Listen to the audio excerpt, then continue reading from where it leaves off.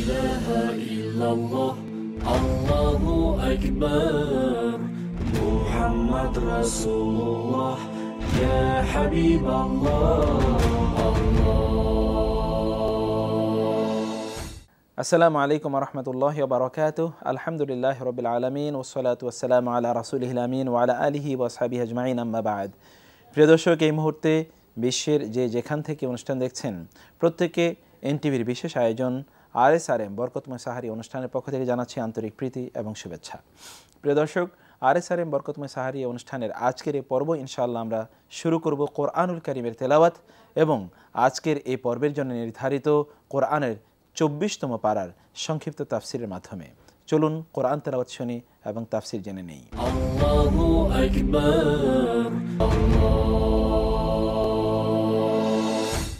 أعوذ بالله من الشيطان الرجيم بسم الله الرحمن الرحيم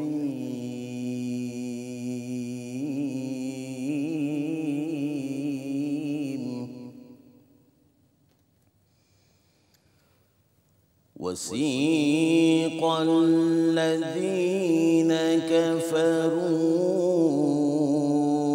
إلى جهنم زمرا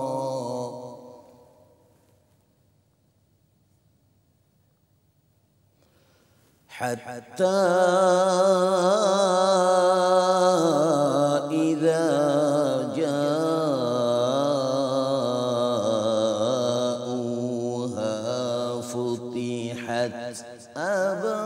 أبوابها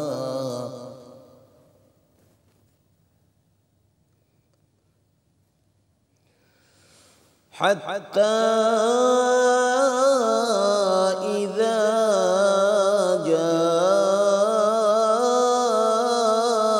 جاءوها فتحت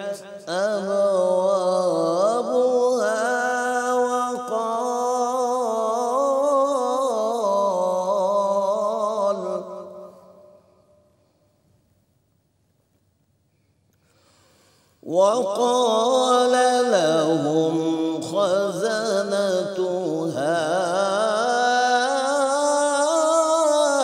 ألم يأتكم رسل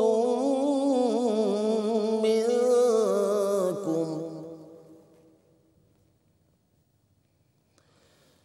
ألم يأتكم رسل يتلون عليكم آيات ربكم وينذرونكم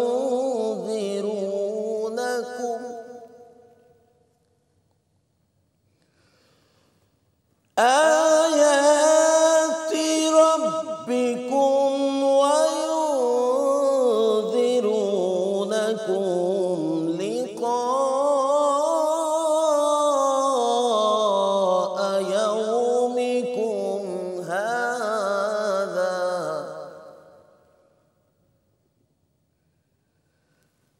قالوا بلى ولكن حقت كلمة العذاب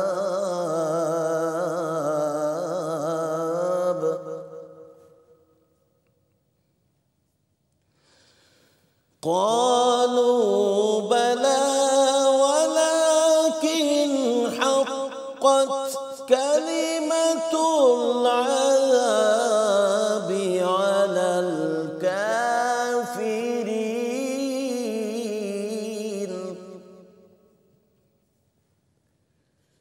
قيل ادخلوا أبواب جهنم خالدين فيها قيل ادخلوا أبواب جهنم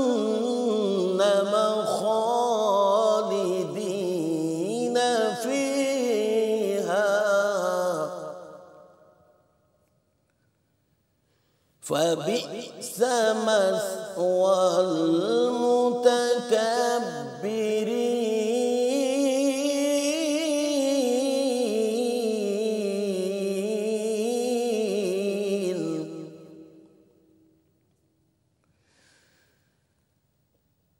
قيل ادخلوا أبواب جهنم خالدين فيها فبئس مثوى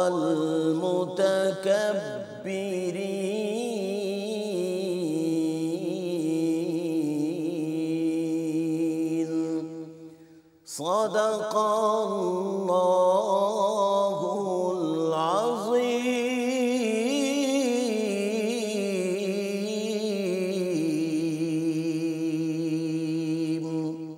الله أكبر.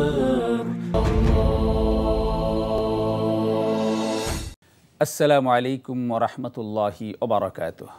আলহামদুলিল্লাহ ওয়াসসালাতু ওয়াসসালামু আলা রাসূলিল্লাহ ওয়া আলা আলিহি ওয়া সাহবিহি আজমাইন, আম্মা বাদ।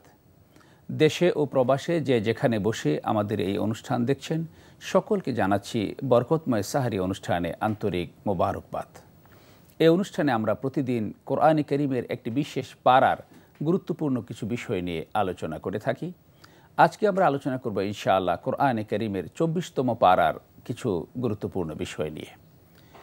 আমরা ইতিমধ্যে এই পারা থেকে কিছু অংশের তেলাওয়াত শুনেছি। আসুন এই পারার গুরুত্বপূর্ণ কিছু বিষয় আল্লাহ তাআলা আমাদেরকে কি বলতে চাচ্ছেন এ বিষয়ে আমরা জেনে নিই। এই পারাটি শুরু হয়েছে সূরা জুমারের মাঝামাঝিতে। আল্লাহ রাব্বুল আলামিন ইরশাদ করছেন, ফামান আযলামু মিম্মান কাযাবা আলাল্লাহি ওয়া কাযাবা বিসসিদক ইয জাআহু আলাইসা ফি জাহান্নামা মাসওয়াল লিল কাফিরিন। যারা আল্লাহর ব্যাপারে মিথ্যা প্রতিপন্ন করে, আল্লাহকে যারা অস্বীকার করে, আল্লাহর সত্যকে যারা মিথ্যা প্রতিপন্ন করে এবং সত্যকে যারা অস্বীকার করে, আল্লাহ তাআলা তাদের জন্য বলছেন যে আল্লাহ তাআলা তাদের জন্য জাহান্নাম নির্ধারণ করে রেখেছেন। আর এরকম অস্বীকারী যারা, তাদের জাহান্নামই হলো আসল ঠিকানা। আল্লাহ তাআলা তারপর বলছেন, ইন্না আনজালনা আলাইকাল কিতাবা লিন-নাসি বিল হক ফামান ইহতাদা ফালিনাফসিহি ওয়া মান দাল্লা ফাইন্নামা ইয়াদিল্লু আলাইহা ওয়া মা আনতা আলাইহিম বিওয়াকিল। এই যে সত্য ধারণ করা এবং মিথ্যাকে বর্জন করা, কিংবা উল্টাটা মিথ্যা ধারণ করা সত্যকে বর্জন করা, যে যেটাই গ্রহণ করুক না কেন, লাভ তার নিজেরই অথবা ক্ষতিও তার নিজেরই। আল্লাহ তাআলা স্পষ্ট করে বলছেন যে আমি এই সত্য কিতাব আমি অত্যন্ত সঠিকভাবে মানুষের কল্যাণের জন্য তোমার উপর নাজিল করেছি হে নবী। এখন যে ব্যক্তি এই কিতাব থেকে হেদায়েত গ্রহণ করে, সৎপথের দিশা লাভ করে, সেটা তার নিজেরই কল্যাণে যাবে। আর যে গোমরা হবে, পথভ্রষ্ট হবে, তাহলে তার ভ্রষ্টতাও তারই উপর প্রত্যাবর্তিত হবে, এর নেতিবাচক ফলাফল তাকেই ভোগ করতে হবে। আর তুমি তাদের উপরে প্রভাব বিস্তার করার জন্য আসো নাই, তোমার দায়িত্ব হলো এই সত্যটা তাদের কাছে পৌঁছিয়ে দেয়া। রাসূলুল্লাহ সাল্লাল্লাহু আলাইহি ওয়াসাল্লাম এই সত্য মানুষের কাছে পৌঁছিয়েছেন। তারপরেও কেউ এই সত্য গ্রহণ করেছে, কেউ গ্রহণ করেনি। কেউ বা সুপথের দিশা পেয়েছে, কেউ পায়নি। কেউ শয়তানের ওয়াসওয়াসায়, নফসের তাড়নায়, পাপাচারেও লিপ্ত হয়ে গেছে। আল্লাহ তাআলা তাদের ব্যাপারে আশাবাদ ব্যক্ত করছেন, আশার বাণী শুনিয়েছেন এই কথা বলে, কুল ইয়া ইবাদি আল্লাযীনা আসরাফু আলা আনফুসিহিম লা তাকনাতু মির রাহমাতিল্লাহ ইন্নাল্লাহা ইয়াগফিরুয যুনুবা জামিআ ইন্নাহু হুয়াল গফুরুর রহিম। হে নবী, আপনি এইভাবে বলুন আমার বান্দাদেরকে যে হে আমার বান্দারা, যারা নিজের উপরে সীমালঙ্ঘন করেছ, নিজের উপরে যারা অবিচার করেছ, যারা গুনাহ বেশি করেছ, পাপাচারে লিপ্ত হয়েছ, তোমরা আল্লাহর রহমত থেকে নিরাশ হয়েও না। নিশ্চয়ই আল্লাহ তাআলা সকল গুনাহ মাফ করে দেবেন যাকে চাইবেন। নিশ্চয়ই আল্লাহ তাআলা গুনাহ মাফকারী, আল্লাহ তাআলা অতিশয় দয়ালু, তিনি তোমাদের প্রতি দয়া করবেন। ওয়া আনিবু ইলা রাব্বিকুম ওয়া আসলিমু লাহু মিন ক্বাবলি আন ইয়াতিয়াকুমুল আযাবু সুম্মা লা তুনসারুন। সুতরাং তোমাদের কর্তব্য হবে তোমরা আল্লাহর দিকে প্রত্যাবর্তন করো, আল্লাহর দিকে ফিরে আসো, আল্লাহকে রব এবং ইলাহ হিসেবে গ্রহণ করো, তার হুকুম মেনে চলো, তার নির্দেশ অনুসরণ করো, তার নির্ধারিত পথে তোমাদের জীবন পরিচালনা করো। তোমাদের মৃত্যু আসার আগে, মৃত্যু এসে গেলে তখন আর কিছুই করার থাকবে না, তখন তোমরা শাস্তির মুখোমুখি হবে এবং তোমাদেরকে আর কেউ সাহায্যও করবে না তখন। তারপর আল্লাহ রাব্বুল আলামিন এই সত্য উপলব্ধি করার পরেও মানুষ দুই ভাগে বিভক্ত হয়ে যাবে, কেউ তাকওয়া অবলম্বন করবে, কেউ কুফরিতে লিপ্ত থাকবে। তাদের পরিণতি আল্লাহ তাআলা অত্যন্ত চমৎকারভাবে বলেছেন কিয়ামতের দিন তাদের কি পরিণতি হবে। আল্লাহ তাআলা বলছেন, ওয়াসিকাল্লাযীনা কাফারু ইলা জাহান্নামা যুমারা হাত্তা ইযা জাউহা ফুতিহাত আবওয়াবুহা ওয়া ক্বালা লাহুম খাজানাতুহা আলাম ইয়াতিকুম রাসূলুম মিনকুম ইয়াতলুনা আলাইকুম আয়াতি রাব্বিকুম ওয়া ইউনযিরুনাকুম লিকা ইয়াউমিকুম হাযা ক্বালু বালা। কিয়ামতের দিন যারা পাপাচারী, যারা কাফের, যারা আল্লাহকে অস্বীকার করত, তাদেরকে দলে দলে হাঁকিয়ে জাহান্নামের দিকে নিয়ে যাওয়া হবে। নিয়ে যাওয়ার পর তাদের জাহান্নামের দরজাগুলো খুলে দেওয়া হবে। তাদেরকে জাহান্নামের দুয়ারে দেখে জাহান্নামের দ্বার রক্ষী যারা থাকবে, যারা সেখানে দায়িত্বপ্রাপ্ত ফেরেশতারা যারা থাকবে, তারা অবাক হয়ে জিজ্ঞেস করবে যে আলাম ইয়াতিকুম রাসূলুম মিনকুম, তোমাদের কাছে কি তোমাদের রবের পক্ষ থেকে কোনো রাসূল আসেনি? আজকের এই দিনে আল্লাহর মুখোমুখি হতে হবে, জাহান্নাম তোমাদের জন্য অপেক্ষা করবে, এই কথা তোমাদেরকে শোনানোর জন্য কোনো রাসূল কি তোমাদের কাছে যায়নি? তোমাদের কি এই দিন সম্পর্কে সতর্ক করেনি? তারা বলবে যে হ্যাঁ, রাসূল গিয়েছিলেন, তারা কথা বলেছিলেন, কিন্তু আমরা তাদের কথা শুনিনি। সুতরাং আজকের দিনে সত্য এটাই যে তাদের জাহান্নামের মুখোমুখি হতে হবে। আযাবের কথা, শাস্তির কথাটাই, শাস্তির বাণীটাই তাদের জীবনে, তাদের সেই দিনে তাদের জন্য সত্যে পরিণত হবে, এটাই তাদের অনিবার্য পরিণতি হবে। তখন তাদেরকে বলা হবে কিলা দুখুলু আবওয়াব জাহান্নাম খালিদিনা ফিহা ফাবিইসা মাথওয়াল মুতাকাব্বিরিন। বলা হবে যে তোমরা জাহান্নামে প্রবেশ করো এবং স্থায়ীভাবে প্রবেশ করো, এখানে চিরকাল তোমাদের থাকতে হবে, আর এটা অত্যন্ত নিকৃষ্ট একটা আবাসস্থল। আবার উল্টো দিকে দ্বিতীয় আরেক পক্ষ যারা থাকবে, যারা আল্লাহর মুত্তাকি বান্দা, তাদের পরিণতি সম্পর্কে আল্লাহ তাআলা বলছেন, ওয়াসিকাল্লাযীনা তাকাউ রাব্বাহুম ইলাল জান্নাতি যুমারা হাত্তা ইযা জাউহা ওয়া ফুতিহাত আবওয়াবুহা ওয়া ক্বালা লাহুম খাজানাতুহা সালামুন আলাইকুম তিবতুম ফাদখুলুহা খালিদিন। যারা তাকওয়া অর্জন করেছে, তার রবকে যারা ভয় করেছে, তাদেরকেও কিয়ামতের দিন দলে দলে জান্নাতের দিকে নিয়ে যাওয়া হবে এবং জান্নাতের দুয়ার তাদের জন্য খুলে দেওয়া হবে। তখন জান্নাতের দ্বার রক্ষী যারা থাকবে, তারা তাদেরকে শুভেচ্ছা স্বাগতম জানাবে, বলবে সালামুন আলাইকুম তিবতুম, তোমাদের উপর শান্তি বর্ষিত হোক, তোমরা সুখী হও, তোমরা আনন্দিত হও, তোমরা তৃপ্ত হও এবং অনন্তকালের জন্য তোমরা জান্নাতে প্রবেশ করো। তারা তৃপ্ত হয়ে বলবে ওয়াকালুল হামদুলিল্লাহিল্লাযী সাদাকানা ওয়াদাহু ওয়া আওরাসানাল আরদা নাতাবাওয়াউ মিনাল জান্নাতি হাইসু নাশা ফানি'মা আজরুল আমিলিন। সে আল্লাহর প্রশংসা যিনি তার ওয়াদাকে সত্যে পরিণত করেছেন। আমরা সেই সত্যটা আজকে প্রত্যক্ষভাবে উপলব্ধি করছি, জান্নাতে আমাদের পছন্দ মতো জায়গা আমরা বেছে নেব। ওয়াতারাল মালাইকাতা হাফিনা মিন হাওলিল আরশ ইউসাব্বিহুনা বিহামদি রাব্বিহিম ওয়া কুদিয়া বাইনাহুম বিল হক ওয়া কিলা আলহামদুলিল্লাহি রাব্বিল আলামিন। তখন তুমি দেখতে পাবে এই জান্নাতের চতুর্দিকে, এই আরশের চতুর্দিকে ফেরেশতারা দলে দলে তারা বিচরণ করছে, তারা প্রদক্ষিণ করছে এবং তার রবের প্রশংসা করছে, তাসবিহ তাহলিল করছে এবং সবাই মিলে ঘোষণা করছে আলহামদুলিল্লাহি রাব্বিল আলামিন। সকল প্রশংসা সেই আল্লাহর, যিনি তার পিয়ারা বান্দাদের জন্য এরকম জান্নাতের ব্যবস্থা করে রেখেছেন। তারপর আল্লাহ রাব্বুল আলামিন পরবর্তী সূরাতুল মুমিনে এসে এই দুনিয়ার জীবনের কিছু গুরুত্বপূর্ণ বাস্তবতা আমাদের সামনে তুলে ধরছেন। আল্লাহ তাআলা বলছেন, আল্লাহুল্লাযী জাআলা লাকুমুল আরদা কারারান ওয়াস-সামাআ বিনাআ ওয়া সাওয়ারাকুম ফাআহসানা সুওয়ারাকুম ওয়া রাযাকাকুম মিনাত তাইয়্যিবাত যালিকুমুল্লাহু রাব্বুকুম ফাতাবারাকাল্লাহু রাব্বুল আলামিন হুয়াল হাইয়্যু লা ইলাহা ইল্লাহু ফাদউহু মুখলিসিনা লাহুদ্দিন আলহামদুলিল্লাহি রাব্বিল আলামিন। যে আল্লাহ ওই সত্তা যিনি তোমাদের জন্য এই পৃথিবীটাকে স্থির করেছেন।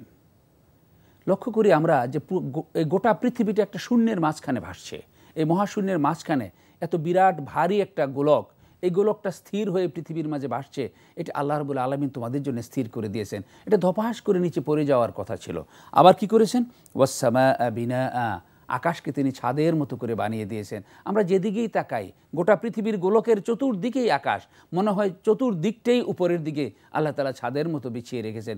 যদিও পৃথিবীটা গোলাকৃতি, একদিকে উপর হলে অন্যদিকে নিচ হওয়ার কথা, কিন্তু আল্লাহ তাআলা গোটাটাকেই আমাদের চোখের সামনে দৃশ্যমান করে রেখেছেন ছাদের মতো করে, যাতে আমরা নিরাপত্তা বোধ করি, আমরা স্বস্তি বোধ করি, আমরা যাতে স্থিরতা অনুভব করি। আর ওয়াসাওয়ারাকুম ফাহসানা সুওয়ারাকুম, আর তিনিই তোমাদেরকে গঠন আকৃতি দিয়েছেন এবং সবচেয়ে উত্তম আকৃতিতে তোমাদেরকে দিয়েছেন। লাকাদ খালাকনাল ইনসানা ফি আহসানি তাকওয়িম, আল্লাহ অন্য আয়াতে বলছেন যে আমি মানুষকে সবচেয়ে সুন্দর আকৃতি দিয়ে গঠন করেছি। তো যে আল্লাহ রাব্বুল আলামিন এত সুন্দর আকৃতি দিয়েছেন, সেই আল্লাহকে রব হিসেবে গ্রহণ করতে হবে।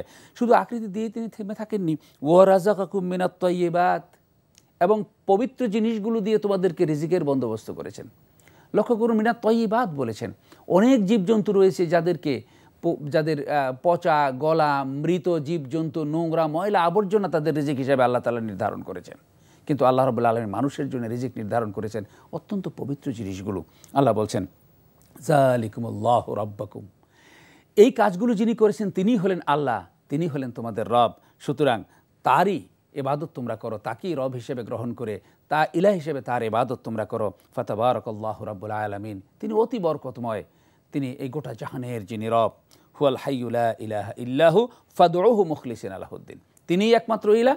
সুতরাং তাকে তোমরা ডাকো একনিষ্ঠভাবে, বিনম্র হয়ে, তার সাথে অন্য কাউকে শরিক করো না। আল্লাহর সামনে বিনীত বিনম্র হয়ে তোমরা আল্লাহর কাছে যা চাইবে আল্লাহ তোমাদেরকে তাই দিবেন।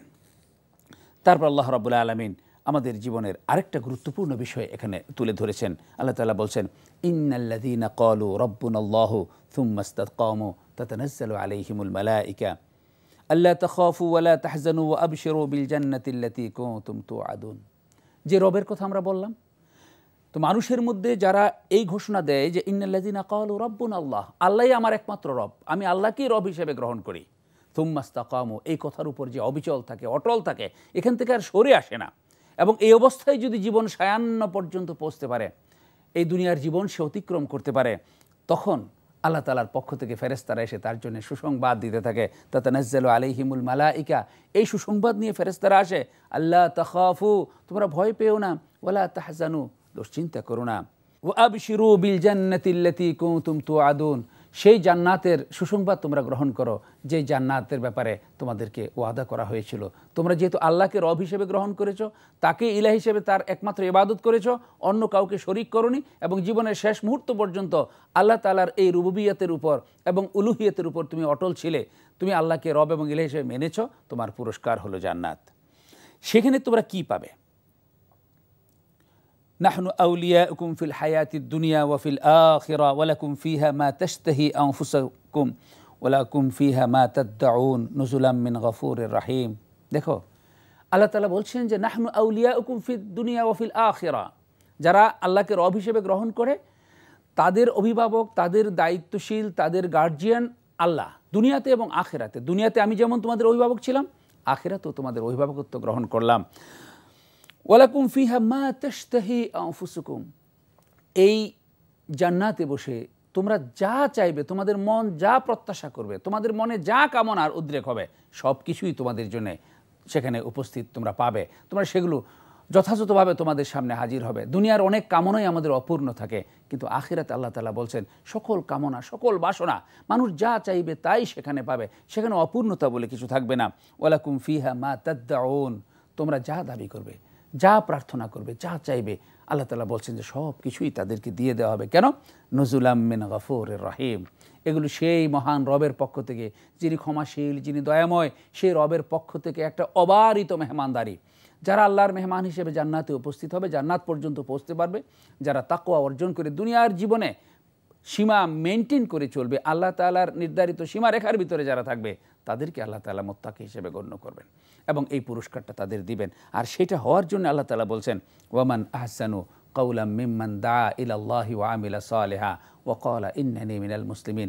তার কথার চেয়ে উত্তম কথা আর কার কথা হতে পারে, যে আল্লাহর দিকে মানুষকে আহ্বান করে, সত্যের দিকে আহ্বান করে, আল্লাহর রুবুবিয়তের দিকে আহ্বান করে, আল্লাহকে ইলাহ হিসেবে মেনে নেওয়ার জন্য, রব হিসেবে মেনে নেওয়ার জন্য অন্য মানুষকে ডাকে, আর নিজেও আমলে সালেহ করে, ভালো কাজ করে, আর এই ঘোষণা দেয় যে আমি মুসলমান।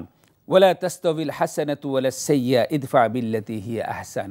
আল্লাহ তাআলা বলছেন, সুতরাং এই চিরসত্যটা তোমরা জেনে নাও যে মন্দ এবং ভালো কখনো এক হতে পারে না।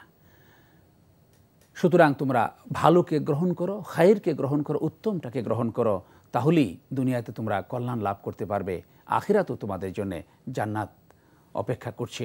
আল্লাহ তাআলার কাছে আমরা তৌফিক কামনা করব, দুনিয়াতে যেন আমরা সকল ভালোর আমরা ধারক হতে পারি, কল্যাণের পথ ধারণ করতে পারি, আল্লাহকে রব এবং ইলাহ হিসেবে মেনে নিতে পারি, এবং আখিরাতে আল্লাহ তাআলার কাছ থেকে পুরস্কার হিসেবে যেন আমরা জান্নাত লাভ করতে পারি। আল্লাহ তাআলা আমাদেরকে তৌফিক দান করুন, আমিন। ওয়া আখিরু দাওয়ানা আনিল হামদুলিল্লাহি রাব্বিল আলামিন। আসসালামু আলাইকুম ওয়া রাহমাতুল্লাহি ওয়া বারাকাতুহু। এবার আমরা আলোচনা করব আজকের পর্বের আলোচ্য বিষয় হচ্ছে মক্কা বিজয় এবং আধুনিক প্রেক্ষাপটে মক্কা বিজয়ের স্পিরিটকে সামনে রেখে ইসলামের প্রচার এবং প্রতিষ্ঠা। প্রিয় দর্শক, মক্কা বিজয়ের দিকে যদি আমরা তাকাই তাহলে এই মক্কা বিজয় সংঘটিত হয়েছিল এই রমাদান মাসে, যেটি second best or second largest victory in the history of Islam. রাসূল ইসলামের জীবনে ইসলামের সবচেয়ে গুরুত্বপূর্ণ দ্বিতীয় বিজয়। আমরা দেখি সেই বিজয়টি আল্লাহ সুবহানাহু ওয়া তাআলা এই বিজয়কে উল্লেখ করেছেন, ইন্না ফাতাহনা লাকা ফাতহাম মুবিনা, আমি আপনাকে স্পষ্ট মহান বিজয় দান করেছি। সেই বিজয়টি ইসলামের ইতিহাসে এবং মানবতার ইতিহাসে একটি ব্লাডলেস কু যদি আমরা বলি, একটা এমন অভ্যুত্থান যে অভ্যুত্থানে রক্তপাত হয়নি, কিন্তু তার সৌন্দর্য সারা পৃথিবীতে ছড়িয়ে পড়েছে। বোধ করি আমরা যে এই এনটিভির যে RSRM বরকতময় সাহারি অনুষ্ঠান আপনাদের সামনে প্রেজেন্ট করছি, বাংলাদেশের আনাচে কানাচে যে ইসলামের আলো ছড়িয়ে পড়েছে, তাও বোধ হয় এই মক্কা বিজয়ের সুফল হিসাবে আমরা পাচ্ছি। প্রিয় দর্শক, এই মক্কা বিজয়ের প্রেক্ষাপট, সেই প্রেক্ষাপটকে সামনে রেখে আধুনিক এই যুগে আমরা কীভাবে ইসলামের প্রচার এবং প্রতিষ্ঠা করব, সে বিষয়ে আলোচনা করার জন্য আজকে আমরা আমাদের স্টুডিওতে আমন্ত্রণ জানিয়েছি এই বিষয়ের একজন বিশেষজ্ঞ, বাংলাদেশের প্রথিতযশা ইসলামী চিন্তাবিদ এবং শিক্ষাবিদ, এশিয়ান ইউনিভার্সিটি অব বাংলাদেশের সম্মানিত অধ্যাপক জনাব ডক্টর রফিকুল ইসলাম আল মাদানীকে। আসসালামু আলাইকুম। ওয়ালাইকুম আসসালাম ওয়া রাহমাতুল্লাহি ওয়া বারাকাতুহু। মোহতারাম, কেমন আছেন আপনি? আলহামদুলিল্লাহ, আপনি কেমন আছেন? আলহামদুলিল্লাহ, বারাকাল্লাহু ফিক ওয়া ফি ইলমিক ওয়া ফি হায়াতিক। মোহতারাম, আমরা যে বিষয়টা একটা প্রেক্ষাপট তৈরি এখানে বলেছি তা হচ্ছে মক্কা বিজয়, যেই বিষয়ে আল্লাহ সুবহানাহু ওয়া তাআলা সূরা ফাতহে বলেছেন যে ইন্না ফাতাহনা লাকা ফাতহাম মুবিনা। তো এটি আসলে একটা সুস্পষ্ট বিজয়। আসলে কিভাবে এই সুস্পষ্ট বিজয় এবং এই বিজয়টি কোন প্রেক্ষাপটে এসেছে? রাসূলুল্লাহ সাল্লাল্লাহু আলাইহি ওয়াসাল্লাম কে তো মক্কা থেকে বের করে দেয়া হলো, তারপরে তিনি আবার কিভাবে এই মক্কায় আসলেন এবং কেন আসলেন? আলহামদুলিল্লাহ, ওয়াসসালাতু ওয়াসসালামু আলা রাসূলিল্লাহ, বাদ। দেখুন, ত্যাগ ছাড়া আসলে বিজয় হয় না। জি, আল্লাহ সুবহানাহু ওয়া তাআলা মুসলমানদের জন্য যেই বিজয়গুলো রেখেছেন এবং এই বিজয়গুলোর সম্পর্ক আপনি দেখবেন মাহে রমাদানের সাথে কেমন জানি অঙ্গাঙ্গিভাবে জড়িত। সুবহানাল্লাহ। বিজয়ের সূচনাতেই যদি আপনি তাকান তাহলে দেখবেন সেই বদরের প্রান্তরে সুবহানাল্লাহ আল্লাহ রাসূল সাল্লাল্লাহু আলাইহি সাল্লাম রমাদান মাসে কিন্তু অস্ত্র ছাড়া যুদ্ধের প্রস্তুতি ছিল না। জি, আল্লাহ সুবহানাহু ওয়া তাআলা রমাদান মাসে, যেই মাসে মুসলমানরা সাধারণত একটু দুর্বল থাকে, জি, কারণ সে রোজা রাখে, জি, তো আল্লাহ সুবহানাহু ওয়া তাআলা সেখান থেকে বিজয় শুরু করলেন। আবার এমনিভাবে দেখতে দেখতে আল্লাহ সুবহানাহু ওয়া তাআলা মক্কা বিজয়ের মতো এই মহান বিজয় আল্লাহ সুবহানাহু ওয়া তাআলা এই মাহে রমাদানে মুসলমানদেরকে উপহার দিয়ে দিলেন। সুবহানাল্লাহ। আল্লাহ সুবহানাহু ওয়া তাআলা আসলে এই জাতিকে সাথে একটা ওয়াদা ছিল আল্লাহর। আল্লাহ সুবহানাহু ওয়া তাআলা বলেছেন, ইন তানসুরুল্লাহ ইয়া আইয়ুহাল্লাযীনা আমানু, হে ঈমানদারেরা, ইন তানসুরুল্লাহ ইয়ানসুরকুম, যদি তোমরা আল্লাহকে সাহায্য করো আল্লাহ তোমাদেরকে সাহায্য করবেন। তো উলামায়ে কেরাম কিন্তু ব্যাখ্যা করে দিয়েছেন আল্লাহকে সাহায্য করার অর্থ কি। আল্লাহকে সাহায্য করার অর্থ হলো আল্লাহ সুবহানাহু ওয়া তাআলা আমাদেরকে যা আদেশ করেছেন তার দ্বীনের সহযোগিতা করা। দ্বীনের জন্য আল্লাহ রাসূল সাল্লাল্লাহু আলাইহি সাল্লাম, সাহাবায়ে কেরাম তাদের যাবতীয় সব কিছু সহায় সম্বল ছেড়ে দিয়ে, বাড়ি ঘর এমন কি ছিল না। সুহাইবের রুমি, যিনি রুম থেকে এসেছিলেন, ব্যবসা করে তিনি কোটিপতি হয়েছেন, এখন যখন তিনি হিজরত করবেন মক্কার কাফেররা বলল যে না, তুমি যেতে পারবে না। সুবহানাল্লাহ। যেতে পারবো না, না যেতে হবে আমাকে, আমার নবী চলে গিয়েছেন। বলে যে না, তাহলে কি করলে যেতে দেবে? বলে যে তোমার যত সম্পদ আছে যদি রেখে যাও। বলে যে সব সম্পদ তোমাদেরকে দিয়ে গেলাম। আল্লাহু আকবার। তিনি সব কুরবানি করে চলে গেলেন। তো যেই জাতি এত কুরবানি করলো, আল্লাহ রাসূল সাল্লাল্লাহু আলাইহি সাল্লাম তিনি তো কাবার দিকে ফিরে বলছিলেন যে লাউ আন্না কওমাকে মা আখরাজুনি মা খারাজতু, তোমার জাতি যদি আমাকে বলপূর্বক এখান থেকে বের করে না দিত, লা আনতি আহাব্বু বিকাইল্লাহি ইলাল আরদ, বিকা মানে তুমি হলে আল্লাহর সর্বোৎকৃষ্ট ভূখণ্ড আল্লাহর নিকট। সুবহানাল্লাহ। মক্কাকে বলেছিলেন। তো আল্লাহ রাসূল সাল্লাল্লাহু আলাইহি সাল্লাম, সাহাবায়ে কেরাম, আবু বকর, ওমর, তারা যখন সব ত্যাগ করে মদিনায় চলে আসলেন, এবং কাফেররা তো ষড়যন্ত্র বন্ধ করেনি, মদিনাতে গিয়েও কিন্তু আক্রমণ করেছে। মুসলমান কিন্তু কখনোই নিজের থেকে আক্রমণাত্মক ভূমিকায় কোনোদিনই যায়নি। মুসলমানদের সবগুলি আত্মরক্ষামূলক ছিল। তো আল্লাহ সুবহানাহু ওয়া তাআলা যেই জাতি এতটা ত্যাগ মানে করে, যেই জাতি মানে রক্তপাত সবসময় এড়িয়ে চলে, আল্লাহ সুবহানাহু ওয়া তাআলা তাদেরকে রক্তপাতহীন বিজয়ী যে যেমন কামনা করে। এবং হাদিসে কুদসির দিকে যদি তাকান তাহলে ওই হাদিসে কুদসিতে আল্লাহ সুবহানাহু ওয়া তাআলা বলছেন আনা ইনদা যান্নি আবদি বি, বান্দা আমার ব্যাপারে যেমন ধারণা পোষণ করবে আমি তেমনি। তো সাহাবায়ে কেরাম আল্লাহ রাসূল সাল্লাল্লাহু আলাইহি সাল্লাম যেরকম রক্তপাত এড়াতে চাইতেন, এবং ইতিহাস সাক্ষী আল্লাহ রাসূল সাল্লাল্লাহু আলাইহি সাল্লামের জীবনে যতগুলো জিহাদ হয়েছে এবং একটা অপরিচিত ধর্ম জিরো থেকে যে হিরো হয়েছে, এই সর্বসাকুল্যে মুসলিম এবং অমুসলিম সবার মধ্যে থেকে 427 জনের বেশি মানুষ মারা যায়নি। সুবহানাল্লাহ, এতগুলো যুদ্ধে মিলে। আর আপনি দেখবেন এখন একটা আক্রমণে, ছোট্ট একটা অঞ্চলে আক্রমণে হাজার লোক মারা মানে 100 কোরআনের হাফেজ, ইন্না লিল্লাহি 100 বেশি কোরআনের হাফেজ, একটা ড্রোন হামলায় 100 কোরআনের হাফেজ। একটা হাফেজ মানে কি? একটা হাফেজ মানে কি 1 লক্ষ মানুষের প্রতিনিধিত্বকারী নয়, কোরআনের ধারক বাহক। অতএব নবী মুহাম্মদ রাসূলুল্লাহ সাল্লাল্লাহু আলাইহি সাল্লামকে আল্লাহ সুবহানাহু ওয়া তাআলা বলেছিলেন মা আরসালনাকা ইল্লা রাহমাতাল লিল আলামিন, হে নবী আপনাকে আমি জগৎবাসীর জন্য রহমত করে পাঠিয়েছি।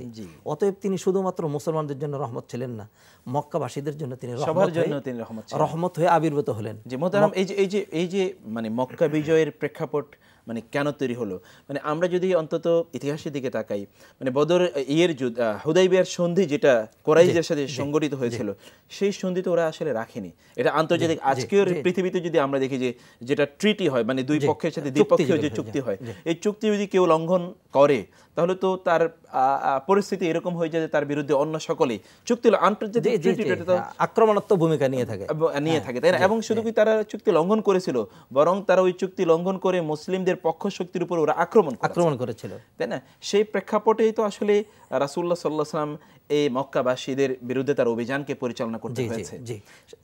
সেই অভিযানও আল্লাহ রাসূল সাল্লাল্লাহু আলাইহি ওয়াসাল্লাম এমন ভাবে পরিচালনা করেছিলেন, তিনি চেষ্টা করেছিলেন এটি যেন রক্তপাতহীন একটি বিজয় হয়। এবং এই জন্য তিনি সৈন্যদেরকে এভাবে ভাগ করেছিলেন চারিদিকে। এবং আশ্চর্যজনক, আপনারা মানে শুনলে দর্শকবৃন্দ উপকৃত হবেন, আল্লাহ রাসূল সাল্লাল্লাহু আলাইহি ওয়াসাল্লাম কৌশল হিসাবে মক্কায় প্রবেশের আগে মরুভূমিতে যখন অবস্থান নিলেন, তখন এইখানে তিনি সাহাবীদেরকে নির্দেশ দিলেন তোমরা প্রচুর পরিমাণে চুলা জ্বালাও। মানে যখন চুলা জ্বালানো হবে তার মানে হলো যে একটা ডেগে কমপক্ষে 100 জনের পাক হচ্ছে। যখন প্রচুর পরিমাণে চুলা জ্বালানো হলো, মক্কা থেকে লোকজন দেখে কিন্তু তার ভয় পেয়ে গিয়েছিল যে প্রচুর লোকজন এসেছে। এবং এর আগের প্রেক্ষাপটের দিকে যদি আমরা তাকাই, আপনি সুলহ হুদাইবিয়া বা হুদাইবিয়া সন্ধির কথা বলছিলেন, আরব জাহানের ইতিহাসে, মক্কার ইতিহাসে এটি প্রথম যে কেউ আল্লাহর ঘর জিয়ারত করার জন্য এসেছে, উমরা করার জন্য এসেছে, তাকে ঢুকতে দেওয়া হয় নাই। এর দ্বিতীয় আর কোনো নজির নেই। মক্কার কাফেররা যেটি করেছে নবী মুহাম্মদ রাসূলুল্লাহ সাল্লাল্লাহু আলাইহি ওয়াসাল্লামের সাথে ইহরাম পরে এসেছেন, আল্লাহর ঘর জিয়ারত করবেন, বলা হয়েছে কোনো যুদ্ধ করা হবে না, 3 দিনের বেশি তারা থাকবেন না, এখান থেকে চলে যাবেন। কিন্তু তারপরেও তারা বলেছে না, কোনোভাবে মক্কায় ঢুকতে দেওয়া হবে, এবার ঢুকতে দেওয়াই হবে না। সাহাবায়ে কেরাম কিন্তু বলেছিলেন ইয়া রাসূলুল্লাহ আপনি কি সত্য নবী নন? আমরা কি সত্য ধর্মের উপরে নই? ওমর রাদিয়াল্লাহু তাআলা এমন কথা বলেছিলেন যে আমরা জান বাজি রেখে যুদ্ধ করব, আপনি শুধু আমাদেরকে অনুমতি দেন। আল্লাহ রাসূল সাল্লাল্লাহু আলাইহি সাল্লাম, এবং তখন যদি মুসলমানরা যুদ্ধ করে তখনও কিন্তু মুসলিমরা ওই যুদ্ধে বিজয়ী হয়। কিন্তু রাসূল সাল্লাল্লাহু আলাইহি ওয়াসাল্লাম সেখানে গেলেন চুক্তি তৈরি করার জন্য। এবং আন্তর্জাতিক ক্ষেত্রে যুদ্ধকে অ্যাভয়েড করার জন্য কোনো চুক্তি তৈরি হয়েছে, আমার মনে হয় ইতিহাসে এটাই প্রথম। যে আমরা মোহতারাম এই আলোচনায় ফিরে আসবো আপনার কাছে। প্রিয় দর্শক, আপনারা দেখছেন RSRM বরকতময় সাহারি অনুষ্ঠানটি। আমরা আলোচনা করছিলাম মক্কা বিজয়ের প্রেক্ষাপট, যেখানে আমাদের সম্মানিত আলোচক বলছিলেন যে রাসূলুল্লাহ সাল্লাল্লাহু আলাইহি ওয়াসাল্লাম ইভেন হুদাইবিয়ার সন্ধিতে যে চুক্তি তিনি করেছেন, সেই চুক্তিতে এটা এমন একটি প্রেক্ষাপট ছিল যে রাসূলুল্লাহ সাল্লাল্লাহু আলাইহি ওয়াসাল্লাম সেখানে তিনি ওমরা করতে এসেছেন, হজ করতে এসেছেন, হজের সকল প্রাণী তার কাছে আছে, কিন্তু তাদেরকে ঢুকতে দেওয়া হয়নি। ইতিহাসে প্রথম এরকম ঘটনা ঘটেছে। যুদ্ধের প্রেক্ষাপট তৈরি হয়ে গিয়েছে, কিন্তু সেটি অ্যাভয়েড করার জন্য রাসূলুল্লাহ সাল্লাল্লাহু আলাইহি ওয়াসাল্লাম একটা স্ট্র্যাটেজিক ট্রিটির দিকে, চুক্তির দিকে চলে গিয়েছিলেন, এবং সেই চুক্তি ওরা লঙ্ঘন করেছে। সেই লঙ্ঘনের প্রেক্ষাপটে মূলত মক্কা অভিযানের যে বিষয়টি তৈরি হয়েছে, এবং রাসূলুল্লাহ সাল্লাল্লাহু আলাইহি ওয়াসাল্লাম এমন পদ্ধতি তিনি গ্রহণ করেছেন যাতে সেখানে কোনো যুদ্ধ বিগ্রহ না ঘটে। কিন্তু রাসূল কি চমৎকার একটি রাজনৈতিক প্রজ্ঞার তিনি পরিচয় দিলেন। আমরা আন্তর্জাতিক ক্ষেত্রে দেখি যে চুক্তিগুলো এখন আধুনিক ক্ষেত্রে কিন্তু চুক্তি এখন একটা গুরুত্বপূর্ণ একটা এলিমেন্ট হয়ে দাঁড়িয়েছে। 1500 বছর আগে যুদ্ধ হবে না, চুক্তি হবে, এটা কেউ ভাবতে পেরেছে? আসলে ওই দিন পর্যন্ত ইসলাম একটা ধর্ম এবং মুসলমানরা একটা জাতি, এটা স্বীকৃত ছিল না। কাফেররা যখন মানে তারা নিজেরা যখন জুলুম করে বাধা দিয়ে মানে তাদেরকে ঢুকতে দিল না, তখন তারাই কিন্তু চুক্তি করতে বাধ্য হলো। চুক্তির মাধ্যমে যা সাব্যস্ত হলো, আলটিমেটলি তারা ওয়ার্ল্ড ওয়াইড স্বীকৃতি দিয়ে দিল মুসলমানরা একটা শক্তি, পক্ষ, একটা শক্তি। সুবহানাল্লাহ, সুবহানাল্লাহ। এইখানে কিন্তু রাসূলের দূরদর্শিতা, দূরদর্শিতা এবং বিজয় কিন্তু সেইখানেই সূচিত হয়ে গিয়েছে। জি, জি। এই জন্য আল্লাহ সুবহানাহু ওয়া তাআলা তখনই আয়াত নাজিল করেছেন, লাকাদ সাদাকাল্লাহু রাসূলাহু রাসূলাহু রুইয়া বিল হক লাতাদখুলুন্নাল মাসজিদাল হারামা ইনশাআল্লাহু আমিনিন। জি। আল্লাহ বলে দিয়েছেন অবশ্যই তোমরা মসজিদে হারামে ঢুকবে, নিরাপত্তা সহ, তোমাদের কোনো রক্তপাত করা লাগবে না। আলহামদুলিল্লাহ, আল্লাহু আকবার। আল্লাহু আকবার। এরপরে যখন সাহাবায়ে কেরাম মানে তাদের ভিতরে ইমানের স্পৃহার কারণে যে আমরা এহরাম পরে এসেছি, আমরা উমরা করতে পারবো না, এটা তো আরব জাহানে মানে এরকম কোনো দৃষ্টান্ত নেই। মুশরিকরা তো সেখানে উমরা করতো। জি জি। তো আল্লাহ রাসূল সাল্লাল্লাহু আলাইহি ওয়াসাল্লাম তখন চিন্তা করলেন, সাহাবায়ে কেরামকে আমার আদেশকে বাইলট করবেন? তখন একজন উম্মুল মুমিনিন, নবীর একজন স্ত্রী কিন্তু পরামর্শ দিয়েছিলেন, ইয়া রাসূলুল্লাহ, আপনি নিজে আগে আপনার চুল মুন্ডন করে ফেলেন, আপনার সাথে নিয়ে আসা বকরি জবাই করে ফেলেন। নবীজি যখন এই আমল করে ফেললেন, সাহাবায়ে কেরাম কিন্তু তখন নবীজিকে অনুসরণ করতে বাধ্য হলেন। এবং কাফেররা যখন চুক্তি করলো, এখান থেকে কিন্তু একটা স্বীকৃতি, মুসলমানরা এই দিনের পর থেকে একটা স্বীকৃত ধর্ম, স্বীকৃত জাতি হিসাবে একটা নিরাপত্তা পেয়ে গেল। এবং নিরাপত্তার বলয়ে এইবার দাওয়াতি যে কার্যক্রম, এটি আরো সুন্দরভাবে বেগবান হলো এবং খুব দ্রুত ইসলাম সম্প্রসারিত হতে শুরু করলো। এই জায়গা থেকে তাহলে আমরা একটা শিক্ষা পাই যে আমাদের প্রত্যেকেরই যারা দায়ী হিসেবে কাজ করছে, গোটা মুসলিম উম্মার একটা দায়িত্ব হচ্ছে একটা প্রশান্ত, শান্তিপূর্ণ একটা পরিবেশ তৈরি করা। কারণ এই পরিবেশই তো আমরা ইসলাম আসলে প্রচার করতে পারি, যেটা আমরা এই হুদায়বিয়া সন্ধির মাধ্যমে যেটা দেখলাম। আসলে অশান্ত পরিবেশে কোনো কাজ হয় না। জি। আমাদেরকে আদর্শ দিয়ে সামনে এগোতে হবে। আমাদের ক্যারেক্টার, আমাদের আচার ব্যবহার, আমাদের চারিত্র মাধুর্যতা, এইগুলি দিয়ে যদি আমরা কাজ করি, তাহলে আজ থেকে ১৫০০ বছর পূর্বে বদরের প্রান্তরে যেভাবে বিজয় সূচিত হয়েছিল, মক্কা বিজয়ের মাধ্যমে যেভাবে বিজয় সূচিত হয়েছিল, আজও কিন্তু আমাদের বহু দেশের বিজয়, আমাদের বিজয়, প্রকৃত বিজয় এখনো কিন্তু আমাদের জন্য অপেক্ষা করছে। শুধুমাত্র একটা জিনিসের প্রয়োজন, সেটা হলো আমরা কি আল্লাহর উপর সেই অর্থে ট্রাস্ট করতে পারি কিনা, এবং আমরা আমাদের নবীজি সাল্লাল্লাহু আলাইহি সাল্লাম যে আদর্শ, গুণাগুণ, চারিত্র মাধুর্যতা আমাদেরকে উপহার দিয়েছেন, সেই চারিত্র মাধুর্যতায় আমরা নিজেদেরকে একটু বলিয়ান করতে পারি কিনা। যদি পারি, তাহলে কিন্তু আজও আমরা দেখব যে প্রতি রমাদানে আমাদের বিজয় কিন্তু আরো সামনে এগিয়ে চলবে। জি মোহতারাম, এই যে আপনি যে চারিত্রিক মাধুর্যের কথা বললেন, চারিত্রিক সৌন্দর্যের কথা বলছেন, সারা পৃথিবী জুড়ে এখনো যে বলা হয় Islam is the fastest growing religion in the world, এই পৃথিবীতে সবচেয়ে বেশি দ্রুত যেই ধর্মটি ছড়িয়ে পড়ছে সকলের মাঝে, সেটা হচ্ছে ইসলাম, তাই না? এখনো প্রচুর পরিমাণ লোক কনভার্সন, যেটা আমরা বলছি কনভার্সন বা রেভার্সন, যদি ধর্মান্তরণের কথা বলি, তাহলে অধিকাংশ লোকেই তারা ইসলাম গ্রহণ করছে। এটা তো ইসলামের সৌন্দর্যের কারণেই, তাই না?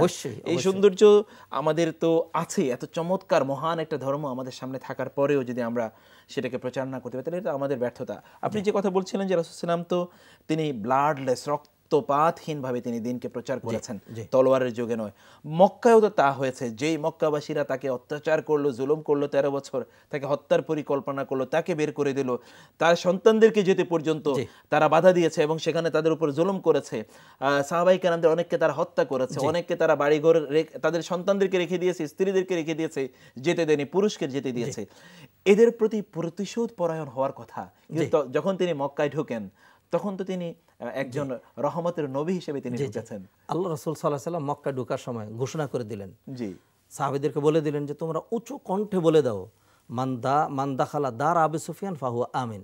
যে ব্যক্তি তাদের নেতা আবু সুফিয়ান, মক্কার নেতা ছিলেন, তার ঘরে যারা ঢুকে যাবে তারা নিরাপদ। যে তার নিজের ঘরে থাকবে, যে তার নিজের ঘরে দরজা বন্ধ করে থাকবে, সে নিরাপদ। যে ব্যক্তি কাবা শরীফের ভিতরে ঢুকে যাবে, সে নিরাপদ। এইভাবে আল্লাহ রাসূল সাল্লাল্লাহু আলাইহি ওয়াসাল্লাম নিরাপত্তা ঘোষণা করে দিলেন। অর্থাৎ যারা মানে নবীজি সাল্লাল্লাহু আলাইহি ওয়াসাল্লাম বলে দিলেন তোমরা আক্রমণে আসবে না, মানে যুদ্ধ করবে না। যখন তারা যুদ্ধ করলো না, নবীজি সাল্লাল্লাহু আলাইহি ওয়াসাল্লাম মানে এমনও দৃষ্টান্ত ইসলাম দেখিয়েছে। এরপরে যখন কাবা ঘরে প্রবেশের প্রশ্ন আসলো, যাদের হাতে চাবি ছিল, সাহাবায়ে কেরাম তো চাবি নিলেন। আল্লাহ সুবহানাহু ওয়া তাআলা কিন্তু আয়াত নাজিল করে বলে দিলেন যে না, চাবি তাদেরকে দিয়ে দাও। আল্লাহু আকবার, আল্লাহু আকবার। এরপর থেকে কিন্তু আজও পর্যন্ত ১৫০০ বছর ধরে চাবি কিন্তু তাদের হাতেই আছে। অতএব বিজয় যেটি সূচিত হয়েছিল, আমি তো বলবো সেটি মুসলমানদের বিজয় বটে, পাশাপাশি কাফেরদের বিজয় ছিল। কাফেরদের বিজয় এই অর্থে যে যখন তাদের কলবের ভিতরে প্রকৃত সত্যকে বুঝতে পেরেছে, তারা কিন্তু বিজয় হয়েছে সবচেয়ে বেশি। আজকে যদি মক্কাবাসীরা অন্ধকারের ভিতরে থেকে যেত, তাহলে কিন্তু এটি চিরদিনের জন্য মানে তাদের জন্য একটা কপালপোড়া কারবার ছিল। কিন্তু নবীজি সাল্লাল্লাহু আলাইহি ওয়াসাল্লাম মক্কা বিজয় করার কারণে মক্কার লোকজন